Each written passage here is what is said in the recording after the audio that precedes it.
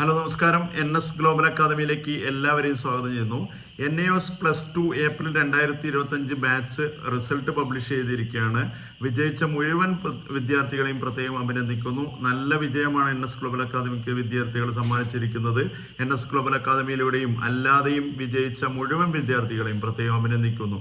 Result നോക്കുന്ന സമയത്ത് പ്രത്യേകം ശ്രദ്ധിക്കേണ്ടത് SYCT എന്ന് നിങ്ങളുടെ റിസൾട്ടിൽ സബ്ജക്റ്റിന് നേരെ വന്നിട്ടുണ്ടെങ്കിൽ തിയറി എക്സാം നിങ്ങൾ രണ്ടാമത് എഴുതേണ്ടതുണ്ട്.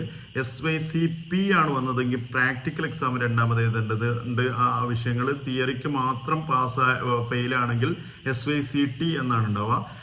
പ്രാക്ടിക്കൽ എക്സാമിന് മാത്രമാണ് ഫെയിൽ ആയതെങ്കിൽ SYCP എന്നാണ് ഉണ്ടാവുക. അതേപോലെ SYC ആണെങ്കിൽ ആ എക്സാം നിങ്ങൾ ഫെയിലാണ്, അത് നിങ്ങൾ രണ്ടാമത് എഴുതേണ്ടതാണ്. അല്ലാത്തത് പാസ് എന്നുണ്ടാവും. ഓവറോൾ പാസ് ആണെങ്കിൽ റിസൾട്ടിൻ്റെ താഴെ പാസ് എന്ന് എഴുതിയിട്ടുണ്ടാവും. എന്തെങ്കിലും ഡൗട്ട് ഉണ്ടെങ്കിൽ നിങ്ങൾക്ക് NS ഗ്ലോബൽ അക്കാദമിയായിട്ട് ബന്ധപ്പെടാം.